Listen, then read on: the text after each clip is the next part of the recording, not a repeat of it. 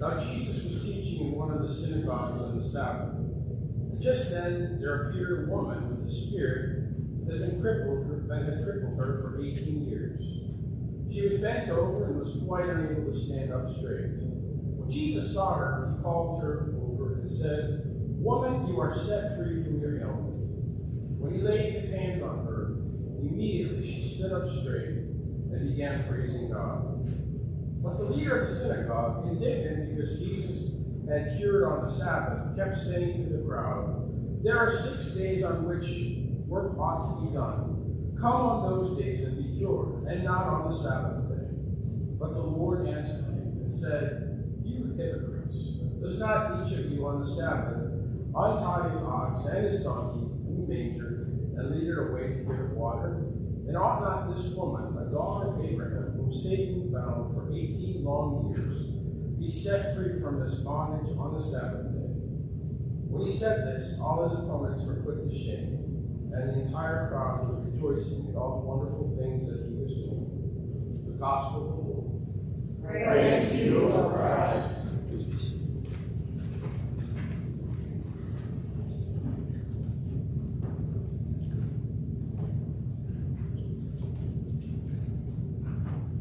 Grace, peace, and love to you from God the Father, the Son, and the Holy Spirit. Amen.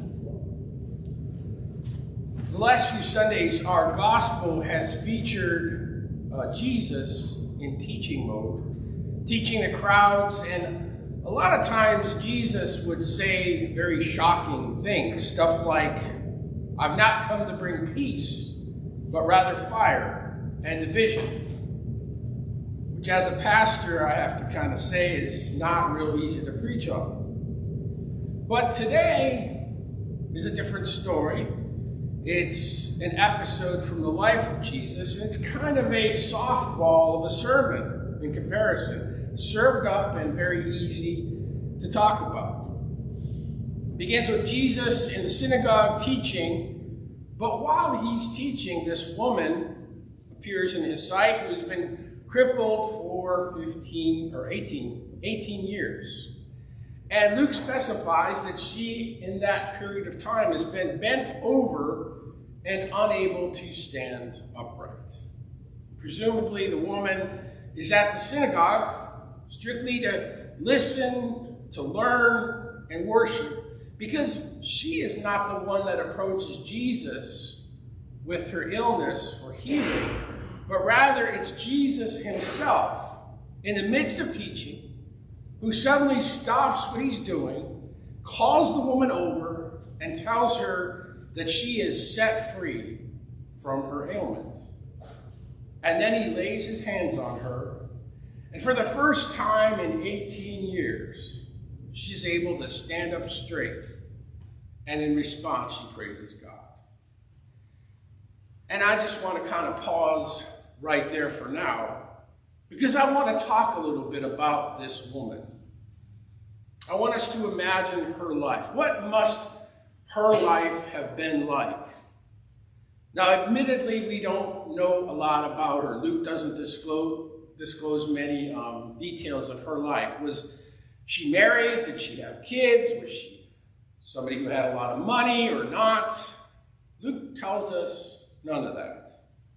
But what he does tell us is that she was hunched over and had been that way for 18 years.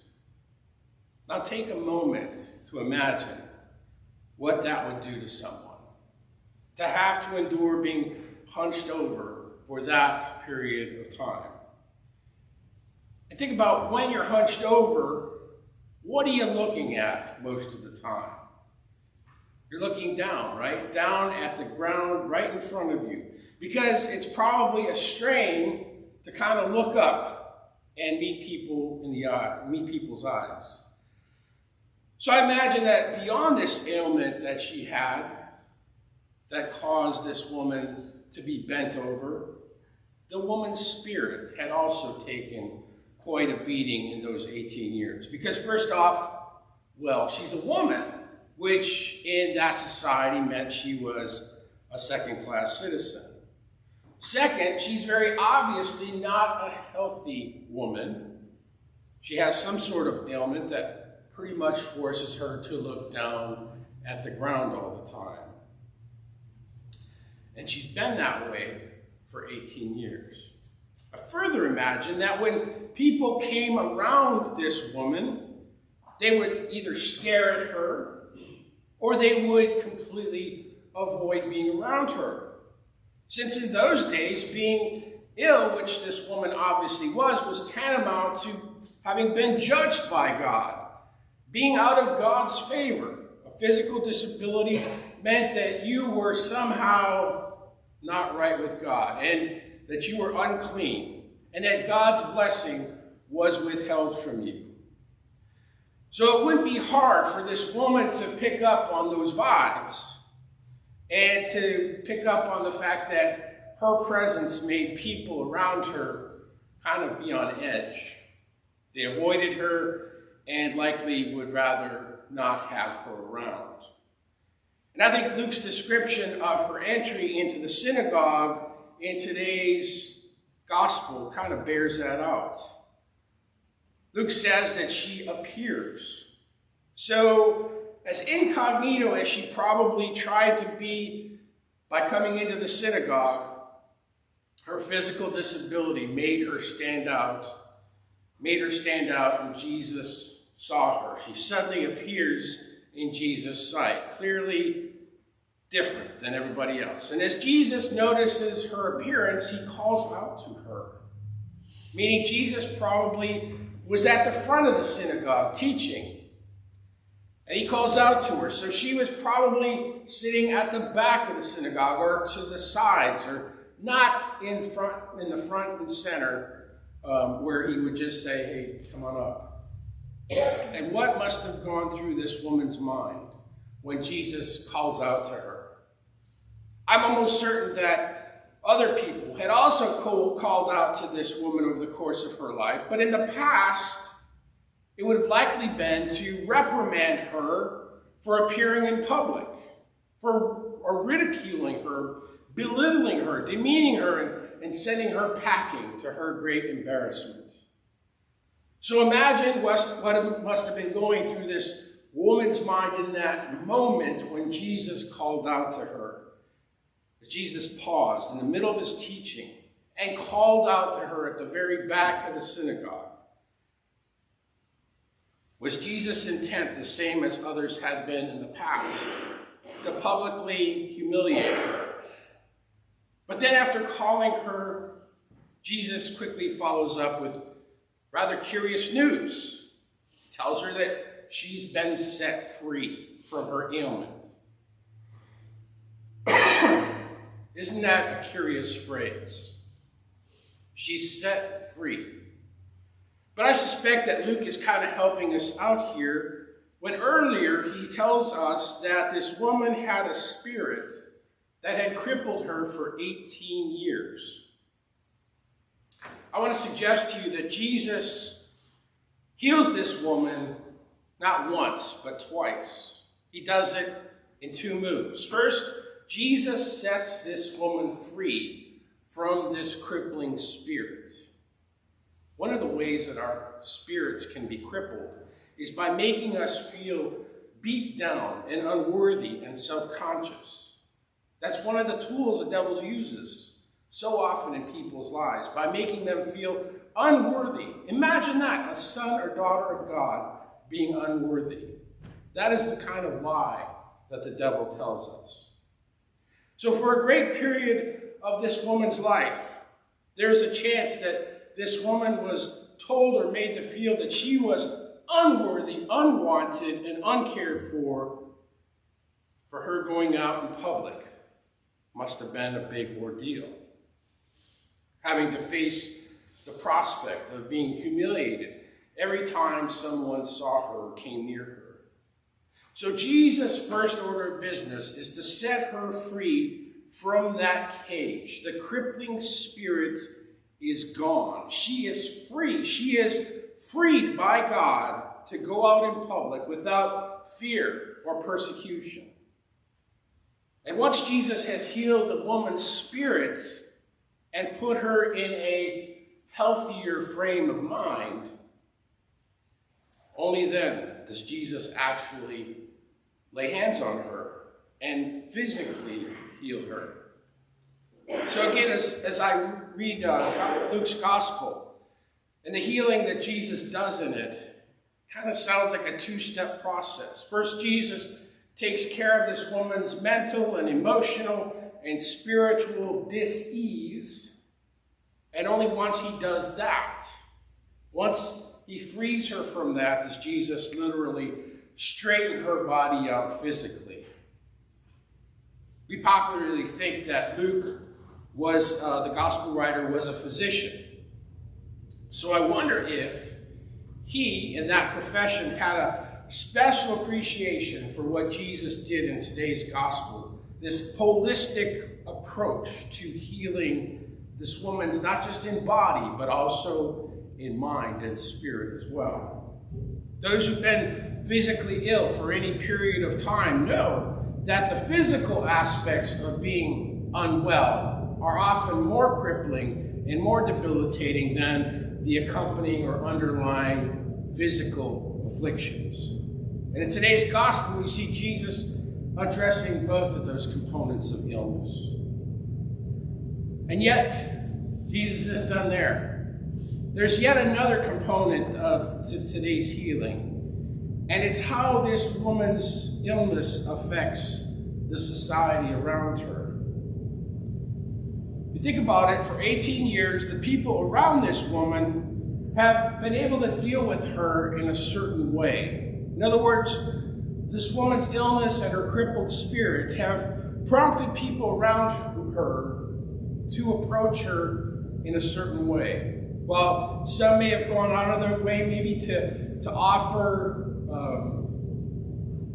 a bit of sympathy or to speak to her in an effort to somehow make this woman feel normal or welcome her into society, I suspect that is probably not true for the vast majority of the people. Given the fact that this is a woman and not a completely healthy person, people who encountered her likely felt a sense of unease around her.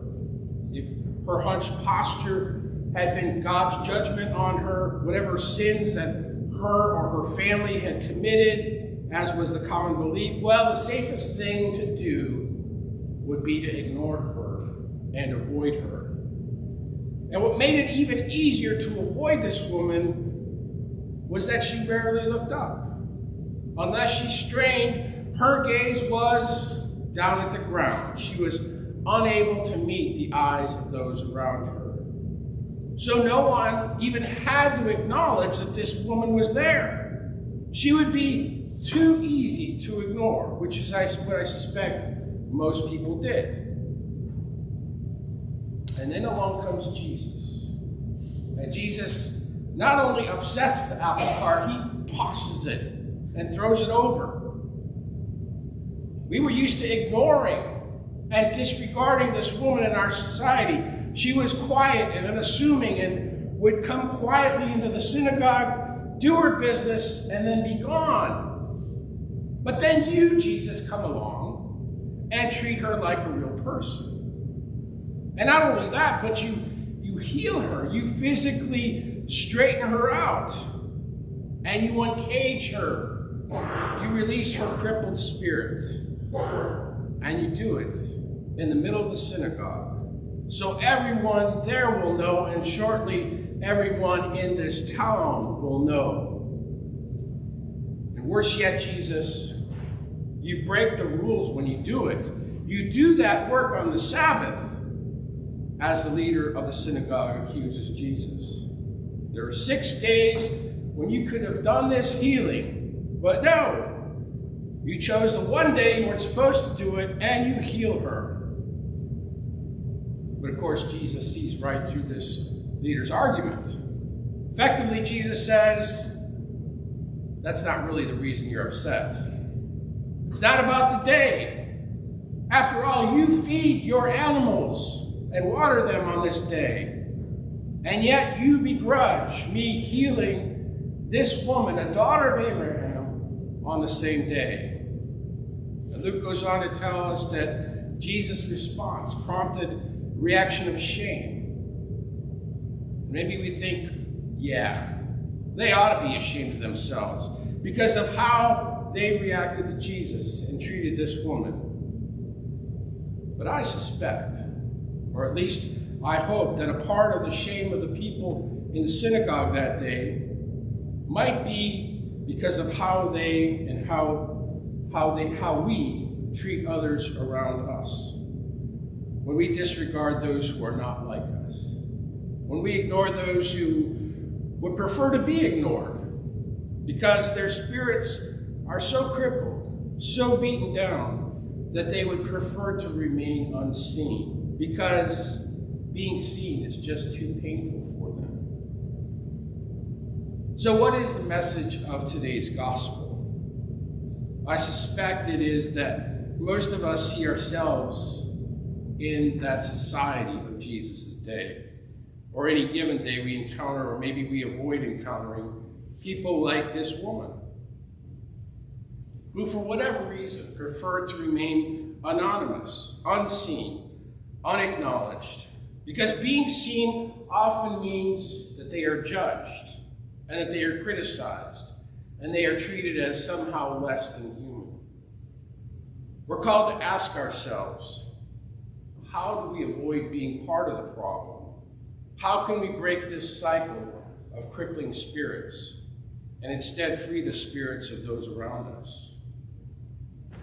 Who are, after all, like us, children of God, redeemed by Jesus, called to live a life of wholeness in proclaiming not necessarily who they are, but whose they are, like us.